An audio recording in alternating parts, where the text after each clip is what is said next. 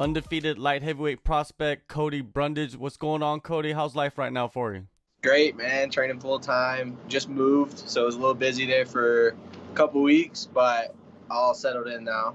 Definitely. Before we get into all of that, I wanted to ask you about your career so far, man. You've only been training MMA, I guess, full time for about 3 years now, and now you are on the cusp of entering the UFC.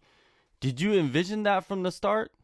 So when I first started, I thought I could be successful, but I don't think in 3 years I thought I would go from being a guy who was just going to a gym, checking it out, to possibly fighting for the biggest organization in the world at all. No, I never thought that. I thought, I knew I could catch people and work really hard, and I knew I had a good base, but I didn't think I could make the strides I did as fast as. Having that wrestling base, how important was that for you to pick up other aspects of the martial arts? It was huge. A lot of people don't know I have a wrestling base, but my family, I didn't do any other martial arts growing up, but my whole dad's side of my family were all black belts in Taekwondo. So I was kind of grew up around that my whole life and kind of just saw them working out and kicks and all that kind of different striking aspect. And although I never did the sport, I, would mess around and play with it a little bit. And then I was always a huge fan. So I had wrestling, which obviously, it's a great base to have. I think it's tough to pick that up later in life. So it was good to start with that. And then being a big fan of the sport, I think just watching high-level mixed martial arts, I was able to pick up on a lot as well. And then obviously, my wife, she's a boxer, she's a striker, so she helped complement me a lot. And then really all my training partners and stuff helped me pick it up real quick. But I think wrestling base is the best to start with. I really do. I think it's the hardest to learn later when you're older.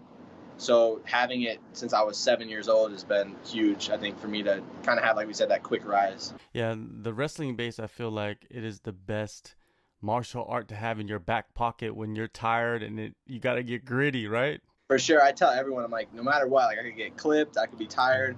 I know I can wrestle whoever. So no matter what, it's something that just gives me kind of a crutch. I always have something to fall back on. Like you said, you could be beating the crap out of me on the feet, but if I can get it to the ground, I can breathe, I can relax, I can get myself back into the fight, which is, if you don't have that, you're kind of screwed, Now, you mentioned your wife. I wanted to get into this story of her holding mitts for you before she was your wife and her talking crazy shit to you. And then that kind of impacted you to pursue, I guess, MMA a little bit harder.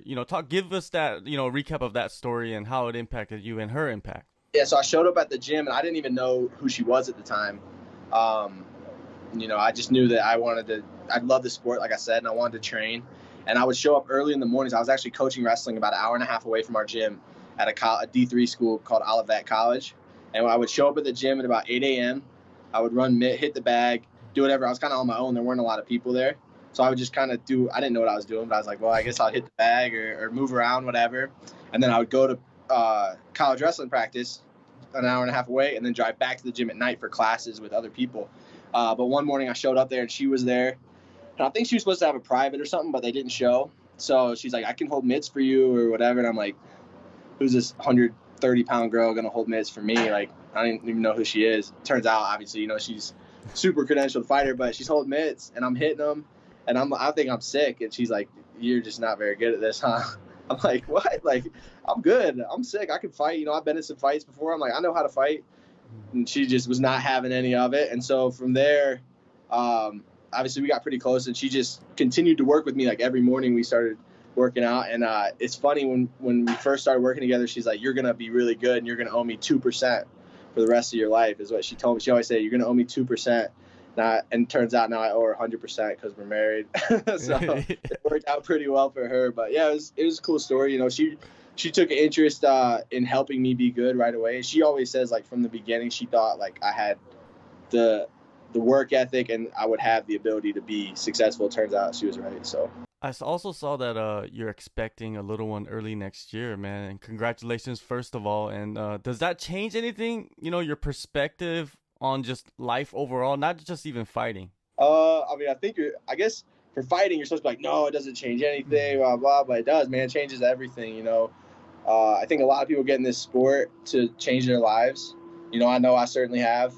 And it's not conventional. It's hard. It's a hard life. And it's hard when it's just you and your wife. It's hard when it's just you. and then you talk about trying to bring up a little one as well. It's tough. I think a lot of fighters know that. So yeah, it changes everything. There's more pressure, there's more motivation, but there's definitely more pressure to make it and be able to support yourself financially. And like when I was young, my parents, I didn't want for much. My parents really worked hard to give me everything I ever wanted. So, I really want to be able to do that for my child as well. So yeah, it changes a lot of growing up to do. I feel like I'm pretty mature. I'm young. I'm only 26, but I feel like I'm pretty mature. But then you hear you're having a kid, and it's like, man, I'm just a kid. I'm young. I don't know anything. Bobby always jokes. She's like, they're just gonna let us take this little human out of the hospital, and they're like, you can take it home with you. Like, we don't know what we're doing. We have no idea. So it's pretty crazy and wild. But I'm looking forward to it. It's gonna be exciting. But yeah, it definitely changes a lot in your mental, I think, for sure. Well, speaking of other changes, over the summer you made the permanent move over to Colorado, Factory X. How has that transition been for you? The transition's been great. It was really a tough decision. My family lives in South Carolina, so I was already pretty far from them in Michigan, but Bobby's family lived right down the road in Michigan, so it was nice to have that support. And then coupled with, I was really close to a lot of people at my old gym, my coaches. They put a lot of time and effort into me, my training partners like Josh Parisian and stuff. And it was tough to kind of figure out, hey, I'm on Contender, and then be like, hey, I'm going to bail. And that's how it felt like to me. And loyalty is a big thing to me. And I've always kept my circle very small. But, I felt like it was the best move to be successful. Regardless of what happens in this fight, the training partners I've got to work with out here, and just the level of work I've been able to have out here. I'm training full time for the first time in my career. So this camp will be the first camp I train full time.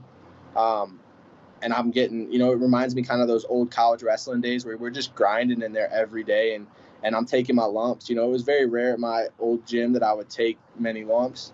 And I've always thought, like, if you're the biggest dog in the room, you got to find another room. So it was tough, and it still is tough, especially the day we got here was the day we found out we were pregnant. So, moving here, and it was our first anniversary, our 1 year anniversary from when we got married. Figured out we were pregnant, and we were out here kind of on our own. I mean, obviously, Colin came with me. Colin England, he's my best man at my wedding. He's my best friend. But it's just tough, being away from family and stuff. But Factory X really took us in and treated us like family from the start. So it was good. I have a great relationship with Mark. I got a really strong relationship with Anthony Smith. And these guys really kind of took me under their wing and didn't give me much time to feel uncomfortable or out of the loop. It was immediate, like, hey, you're one of us, let's make this happen. So it was good that way, for sure. Yeah, I spoke with Colin, who is also fighting on the Contender Series in September, and he's a beast, another monster on the in the cage. It must be nice to have that support system, just and vice versa, to feed off each other moving over there. Oh no, I was, for a little bit when I first moved to Michigan, I was actually living out of my car in the middle of winter, so it was like, obviously you don't want to be doing that. It's like 10 degrees outside. And he told me, he's like, hey, you can come stay at my dad's. And I was like, we're grown. I'm not going to come stay with you and your dad. And turns out his dad actually works abroad in China. And so he's like, dude, you're not sleeping in your car anymore. Come stay. I'm like, dude, I don't. And I told him, I was like, it's weird, man. I don't want to crash your dad in your spot. He's like, my dad's not even there. I'm like, all right, I'll be there tomorrow. He took me in. And then he actually got me a job, too. I was bouncing at the bar that he was at for a while. So he really was another guy. It was Bobby and him really kind of put me on that path to train and work to be big in MMA. And I remember, like, as far back as like when I was an amateur, he's like, hey, you're gonna be really special. Like I tell everybody, you're gonna be really good. And now I say the same thing about him. I'm super excited to kind of be at the same point in our career and like get in together. We've always kind of talked about that. So yeah, exciting times for us for sure. Yeah, feeding off each other. Now at Factory X, you mentioned Anthony Smith. Of course, you're working with Coach Mark, and you got Colin. Who else have you been working with over there? Also, I've been working with Dustin. Dustin Jacoby. He just got that contract. It was an awesome fight. I thought it was the best fight of the night, really. He's been a great training partner. He's another vet. People think, oh, he just got in the UFC, but that guy's a bad dude. He's been beating the best guys in glory for a long time, competing with the best, and I've definitely been taking my licks from him, but he's been teaching me a lot. Kind of another guy that kind of took me under his wing. Zach Cummins is another guy I've been working with. And he's just a grinder too. He gets after it, and we get hard work in. And then just some other guys like Josh Fremd, Austin Jones, like those guys have really been pushing me hard. But everybody, that's the funny thing. Like there's guys in the UFC that I go with, and guys that are on the regional scene, and there's no easy rounds. So, it's a dogfight every time I'm in there, and I tell everyone, they're like, "What are you most looking forward to about your fight?" And I'm like, that it's not Friday sparring at Factory X, because it's just a bunch of killers in there, man. I'm telling you, like you can look forward to your fight knowing it's going to be easier than your training sessions, and I have a lot of confidence in that. With everything going on in your life, the Contender Series fight is a big opportunity, and the date switched from July 21st to September 1st. Was that a blessing for you, do you believe? I think it ended up being a blessing for sure, because, I made the move. I got a full camp out here. Like I said, I've been training full time. I used to work a full-time job and then train at night. So just being able to train full time has been a blessing.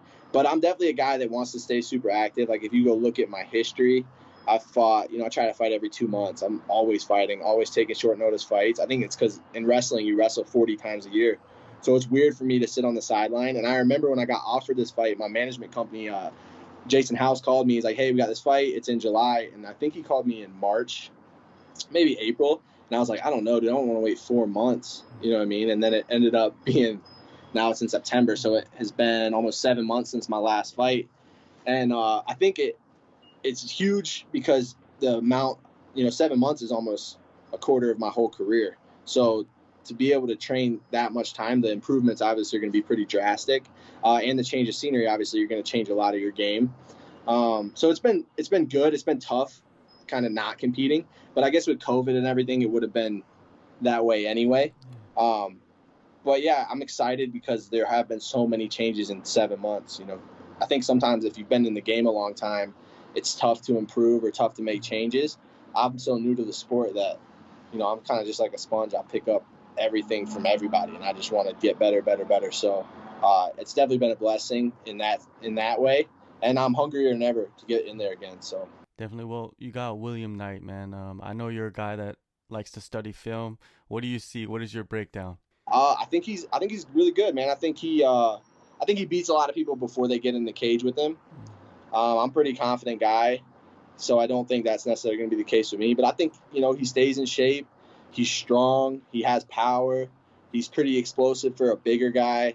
And yeah, I mean, the guy's a freak. If you look at him, he's a specimen for sure. But I think the things he does very well, he's a good wrestler. He uses his strength to kind of work people down, grind them out. He never gets too out of his mind. He's always pretty composed. I think that's his best quality, honestly, is that he's super composed. I've seen him basically lose. Most of the film I've watched, he's losing the fight and then comes back and wins because guys just break and they're hitting him with everything they got, and it doesn't really have an impact on him. So that's been something I've been trying to be aware of. Is not getting too frustrated in there, just kind of having fun. Like I said, I think he uses his grappling and his strength on people, which is kind of what I do too. So it's just going to be a matter of who's going to impose their will on the other person. I think, up to this point in my career, I've been pretty successful with doing that. I don't think there's many guys in the UFC, definitely not on the regional level, that can really match my wrestling. I think I just have some of the best wrestling in the game right now. So, I think that's going to kind of win out for me. And then it's just going to be a matter of staying composed, not getting too frustrated, and getting the W. But, I mean, he's definitely a solid opponent. He won on Contender Series, already got a finish. He's kind of younger in his career, too. He's an older guy, but he's not been fighting a super long time. So I'm sure he'll have a lot of improvements since the last time. But, yeah, I'm excited for it. It's going to be fun to get after it. I always rise to the level of my competition, I feel like. So going against better guys is always better for me.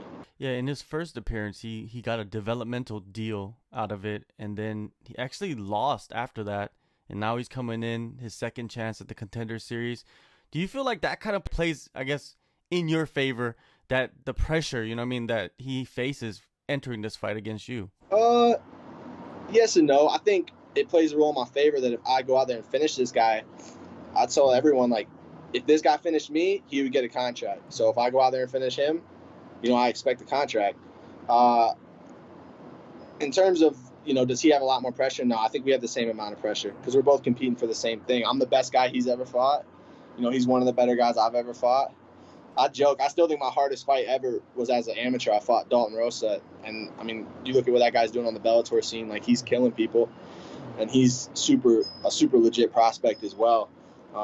I just ended up taking that as an amateur when really it'd be a super high level pro fight if we did it right now. But yeah, so we're both facing high level competition, and the pressure's high. That's the most pressure situation. You know, I think there's less pressure when you're in the UFC. You know, you're trying to show out, and I tell people sometimes too, like my wife, I'm like, I think this is almost like a different sport on Contender Series. You watch guys do things they would never do in an actual fight just to try to get that contract. So yeah, I mean, it's super high pressure for both of us, and maybe he has an advantage because he's been there before and kind of known what to expect. But I don't know. I've competed in some of the highest pressure environments in wrestling and all through growing up, so I'm ready for it, I think. Do you feel like one of the keys is to not go out of character in your fight in this, opportunity? Because like you just said, a lot of guys, they go out there and they kind of try to do too much, and then it ends up backfiring. Yeah, definitely. I definitely think you got to stay within yourself. It's funny. I think if you ask most people, if you go looking for a finish, you're not going to find the finish. You know, it's kind of one of those things, just got to come to you a little bit and trust what you've been working on and what you've been doing. And that's definitely, what I got to be careful of, is not go crazy head hunting or not go crazy trying to, blow my load in the first round because you think you need that finish, because I can guarantee you're probably not getting the contract if you don't win. So it's win first, and then, obviously you want to be exciting and you want to do good things, but you got to get the W if you're going to get the contract. So I think, yeah, just staying within yourself, knowing kind of what you worked on, having faith in that, having faith in your coaches and your preparation. But yeah, I see a lot of guys, my friends, I've had friends go on there and I know they're better fighters than what they show.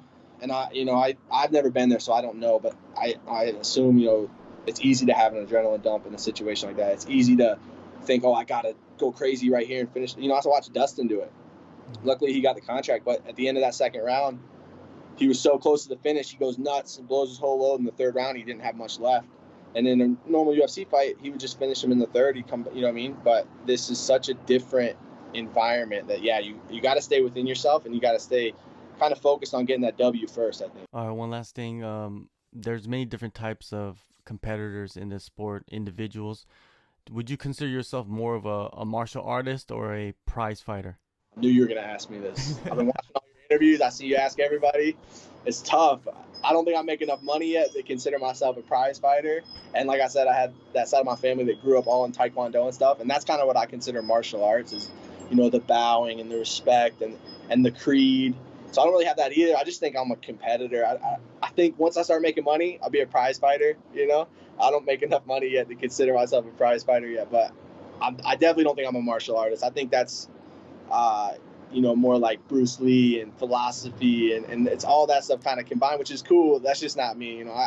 I'm just a competitor. I love to compete. If I wasn't doing this, I'd be finding people in the store to race tying shoes or something, man. I got to compete. So until I make the money, I'm not a prize fighter, but I'm definitely not a martial artist, I don't think either. So. All right, well, getting closer to that prize fighter, September 1st, man. Contender Series, Las Vegas. Cody, I appreciate the time, man. It was a great conversation. Hopefully next time we speak, you're making your UFC debut. For sure. Thanks, brother. Thanks for having me.